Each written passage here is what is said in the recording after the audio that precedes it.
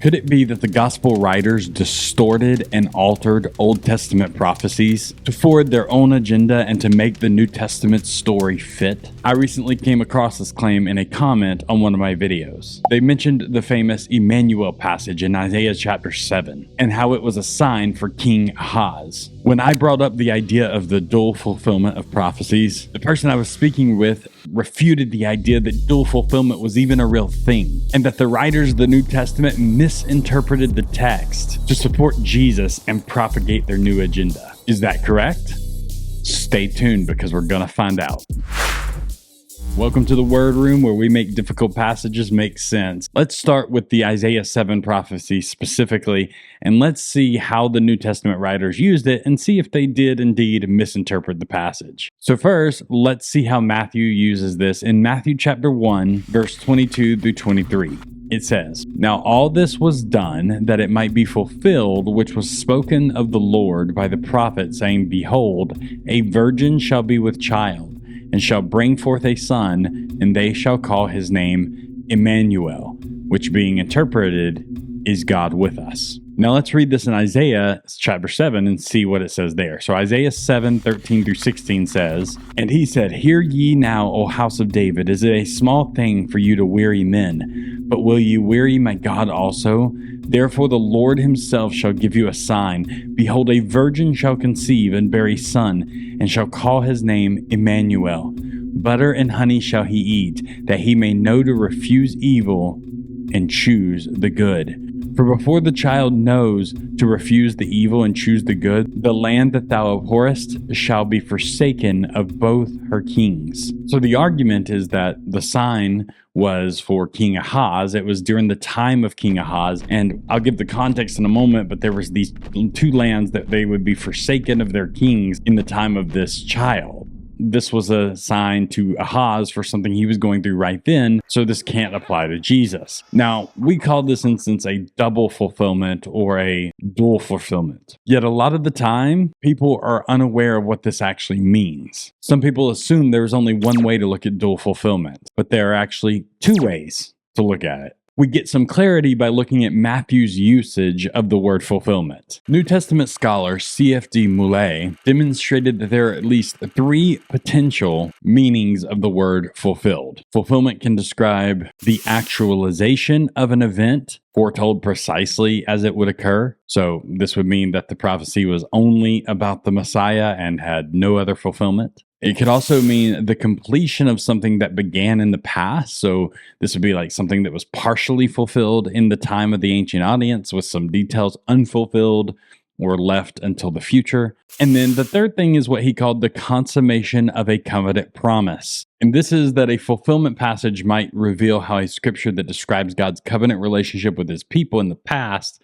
finds its consummation, its fullness or fulfillment in the life of Jesus. New Testament scholar David L. Turner, in his commentary on the Gospel of Matthew, proposes three types of interpretations that can be mapped broadly to Moulet's meanings of fulfillment. Turner categorizes these models as predictive, multiple fulfillment, and typological. Typological said that the prophecy was fully for the ancient audience, but that it was a type, kind of like a symbol or a metaphor of Jesus. These last two are actually both understood as double fulfillment. Matthew's use of Isaiah 7:14 uses this third type, typology. So let's look at the context of Isaiah 7:14 to see this. The background of Isaiah 7 is fascinating. With the death of Solomon, David's son, the kingdom of Israel has split into, it has divided, creating the northern kingdom to the north, called Israel, containing 10 of the 12 tribes of Israel, and the southern kingdom of Judah, containing the tribes of Judah and Benjamin. The northern kingdom cut itself off from the Davidic monarchy. Down in the south, where Jerusalem was, they continued the Davidic monarchy. So it was continued to be David's sons ruling in the south. But in the north, they had rebelled against it. Over time, both kingdoms went through many kings. In the north, in Israel, it was all bad kings. They did evil, they were wicked. In the south, they had a mix of some good kings and some bad kings. Isaiah 7 is set during the time when the king of Israel Pekah, and the king of Syria, Rezin, joined forces to try to remove King Ahaz, who was the king of Judah. These two kings, the king of Israel and the king of Syria, they knew that the king of Assyria was going to come and attack them from the east. You may be wondering, if Assyria is coming to attack Israel and Syria, why was Israel and Syria focused on attacking Judah? Well, King Ahaz from Judah had asked for help from the king of Assyria. Ahaz had pledged his loyalty to Assyria. You can read about that in 2 Kings 16. Knowing that Ahaz was an Assyrian loyalist, the kings of Syria and Israel made the decision to invade and pursue Judah. This way, they wouldn't have to be stuck battling Assyria and Judah at the same time. They wanted to kill and get rid of the king of Judah before Assyria even attacked. Ahaz was afraid of these two nations, Israel and Syria, which is why he partnered with Assyria to begin with. But here's the real issue. The attack on Judah by Syria and Israel would depose the king of Judah, a descendant of David, and it would end the Davidic dynasty. Now you may think, well, why is that a problem? Because God had promised to sustain the Davidic dynasty that he established. Ahaz was a man of superficial faith, wasn't really following God. God, through the prophet Isaiah, gives Ahaz a prophecy that both of his enemies, the Syrians and the king of Israel, they would meet their end. And Ahaz doesn't seem concerned or doesn't really have faith in God. God even offers to give Ahaz a sign, but Ahaz refuses to take God up on his offer. He says, I will not put the Lord to the test. He's quoting from Deuteronomy 6:16, but he's not doing so to be pious or holy. He refused to ask God for a sign as suggested because he already had in his mind a plan that sounded better to him, pledging his loyalty to Assyria. He wanted Assyria to fight his wars because he trusted them. So if he didn't have faith in God and he trusted in Assyria, why try to sound holy by saying, I will not test the Lord my God? The reason for this is because he wished to maintain the religious support of the people. He didn't want to listen to the instructions of the Lord, but he wanted the religious people to continue to follow him. So he pretended to be holy and have a holy reason for not listening to the Lord. Knowing what was in Ahaz's mind, God still gave a sign, but it was no longer a favor for the king, but rather was for the house of David. In the prophecy, it starts with the phrase, ask the Lord your God. So Isaiah is saying, ask the Lord your God to Ahaz, saying it's his God. But Isaiah's response to Ahaz in verse 13, it switches to Isaiah saying, my God. This was an indication of separation between God and Ahaz, and that God was no longer on his side. So the prophecy actually switches from being a sign for Ahaz to a sign for the whole house of David. This private conversation actually becomes a public proclamation in verses 13 through 14. Harder to tell in the English, but if you look in the Hebrew, it switches from singular to plural. It goes from being talking about Ahaz singular to the house of David plural. This is prophecies much bigger than Ahaz. According to the prophecy, the infant known as Emmanuel would herald the demise of the rulers of Israel and Syria and would be a sign of the preservation of David's monarchy. So who is this child, Emmanuel? That was the sign for the house of David, not just for Ahaz alone. Again, key emphasis on the house of David. It's about the Davidic monarchy. Most scholars argue that Emmanuel was either Isaiah's son, who we see born in the next chapter, Maher-shalal-hash-baz, or the son of Ahaz, King Hezekiah. So now that you know all of this context, how is this prophecy, which was clearly for the time of Ahaz, being used by Matthew? Is he ripping this out of its context, manipulating it, and lying to push his agenda, or is there something else going on here? Well, the entire prophecy is directed to Ahaz and the house of David and speaks to events that would happen in the lifetime of Ahaz. But at the same time, it allows for those events to foreshadow or reveal truths about Jesus' life and divine purpose as Matthew understood them. The text allows for this in multiple ways. One is switching from the singular talking to Ahaz to the plural talking to the entire house of David. It allows this by claiming that the land would belong to Emmanuel. It allows this by not using the child's actual name, but rather the name Emmanuel. The prophecy didn't say Hezekiah or Maher-shalal-hash-baz. It used the name Emmanuel. As Turner describes it, thus Isaiah 7:14 is viewed as a sign to Ahaz that was fulfilled during his days, and Matthew sees in the passage a historical pattern that comes to climatic fulfillment with Jesus. So Matthew is using this, not saying the prophecy was directly about Jesus or that the prophecy was directly prophesying of the Messiah. Instead, he sees something in the prophecy that matches something he sees in the life of Jesus, and he says this was a foreshadowing of this. He's not saying this was directly about this, but rather it was a foreshadowing. And this is not the first time Matthew has actually done this. This is common through Matthew.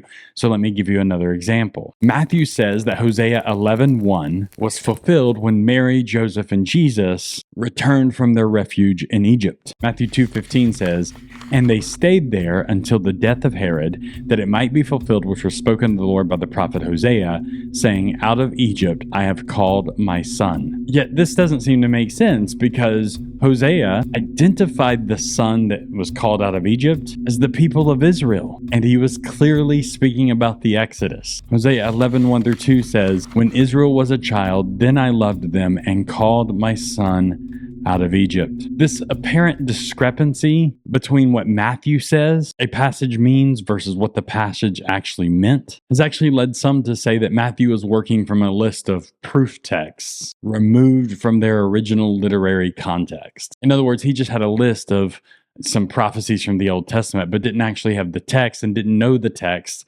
to see the actual literary context of these prophecies. But this argument does not do justice to the literary complexity of Matthew's gospel. Before he quotes this passage from Hosea, Matthew alludes to the story of the Exodus from Egypt multiple times through his emphasis on a dreamer named Joseph, on a ruler who kills infants, and on a return from Egypt to the promised land. Matthew has woven into the narrative of Jesus' life the story of God's deliverance of Israel. If you are getting value out of this video, if it's helping you, go ahead and click that like button for me, hit the subscribe button, click that notification bell so you don't miss a video. Let's get back to the video. For Matthew, Jesus does not simply fulfill a prediction from Hosea. Rather, he fills out the divine message that Hosea had conveyed about Israel's deliverance. New Testament scholar Richard Hayes explains it this way. Matthew's use of the quotation depends upon the reader's recognition of its original sense. If Hosea's words were severed from their reference of the original Exodus story, the literal and theological effect of Matthew's reading would be stifled. The effect of the juxtaposition between Jesus' flight and Israel's exodus is to hint that Jesus now will carry the destiny of the people of Israel, and that the outcome will be the rescue and vindication of Israel as foreshadowed in the Exodus story and brought to fulfillment in the resurrection of Jesus. Matthew is painting Jesus as the greater Moses. He's not saying that Hosea was prophesying directly of Jesus when he quotes that text. It was not just a misguided use of a proof text, but rather it was the continuation of a theme already established in his narrative of Jesus' life. The salvation history of Israel is bound up in the story of Jesus, and that's what Matthew is pointing to. And that is exactly what's happening with the Isaiah 7 passage as well. Matthew makes similar clever use of intertextual connections when he uses Isaiah 7:14. The beginning of the Gospel of Matthew is all about Davidic kings. The very first sentence introduces Jesus as the Davidic Messiah. Matthew 1:1, the book of the generation of Jesus Christ, the son of David. That's how he opens the book, talking about Jesus being the son of David. The genealogy in Matthew chapter 1 traces the origins and history of the Davidic family line, which includes Ahaz and Hezekiah. Although many of the men named in the genealogy are kings, only one is explicitly identified as such, Matthew 1:6. And Jesse begat David the king, and David the king begat Solomon. He's highlighting David. And and the throne of David. When Matthew summarizes the genealogy in periods of 14 generations, the only people he names again, besides Abraham, are King David and Jesus. But we see this emphasis of David even after the genealogy. In the story of Jesus' birth, Joseph is addressed by an angel, and he is addressed as Joseph, thou son of David. And it's at this point that Matthew inserts Isaiah 7:14 and proclaims its fulfillment. And then after describing Jesus' birth, Matthew adds the account of the arrival of wise men from the east. And they ask, where is he that is born King of the Jews? With this emphasis on the Davidic kingship, Matthew was aware of the context of Isaiah 7:14 and included Isaiah 7:14 here with the hope that the readers would understand its message about Davidic kingship. Remember, Matthew is writing to a Jewish audience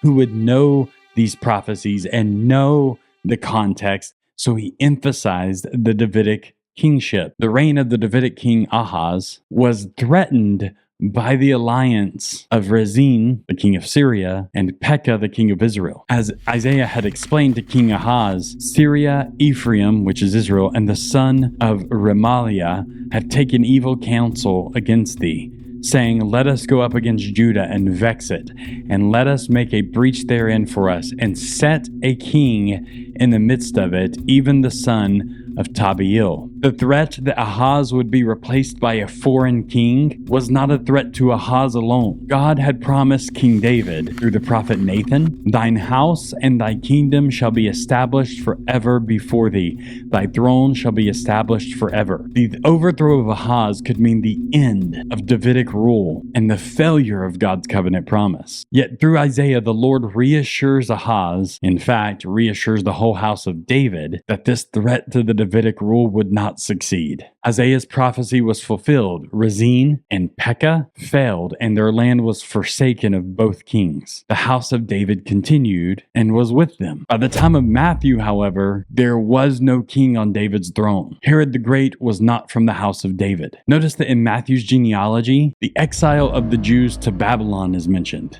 but the return from Babylon is not mentioned. This would be intentional to emphasize the continued exile of the Davidic rule. Matthew and his audience would know that the Babylonian exile brought an end to Davidic rule. After the Jews returned from Babylon, Zerubbabel functioned as the Persian governor of Jerusalem, but there was no king. None of Zerubbabel's children were ever crowned as king. There was never again a king in Israel. Matthew's summary of the genealogy reiterates this problem, the loss of the Davidic rule, and presents Jesus as the solution. So all the generations from Abraham to David are 14 generations.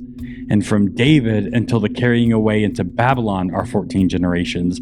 And from the carrying away into Babylon unto Christ are 14 generations. New Testament scholar W.D. Davies and historian Del Allison summarize Matthew's message here as follows: that the second major breakpoint in Matthew's genealogy is the Babylonian captivity gives us a clue to the evangelist's theology. Is not the reader to infer that the kingdom that was inaugurated with David and lost at the captivity is restored with the coming of Jesus, the Davidic Messiah? The implied answer is yes. Matthew presents Jesus as the new Davidic king. For Ahaz, Emmanuel was a sign of God's promise that he, Ahaz, would not be overthrown and that Davidic rule would not end with him. For Matthew, Emmanuel is the sign of a new Davidic rule, one that more fully satisfies God's promise to Ahaz and King David. When Matthew quotes Isaiah 7:14, he draws attention to the name Emmanuel and explains what it means: God with us. For Matthew, Jesus is not just another Davidic king who will rule until he is conquered or dies. He is the Davidic king, and as God with us, is the only one who could fully satisfy the promise made to David. Matthew was writing for his day. He was writing to a particular audience, one who he expected to be familiar with the context of Isaiah and Isaiah chapter 7, but not necessarily familiar with all the details of Jesus' life. So Matthew relies on familiar stories and prophecies from the Old Testament in order to teach about Jesus' divine purpose. So some people like to say that the New Testament writers, like Matthew in this case, were lying and misusing Old Testament passages, but it's not. The problem is they assume that when someone says this is fulfilled, that what they mean is the original prophecy was about Jesus, and you can look back and see the original prophecy wasn't. Therefore, there must be a contradiction here. They must have lied to paint their agenda. But that's not the case.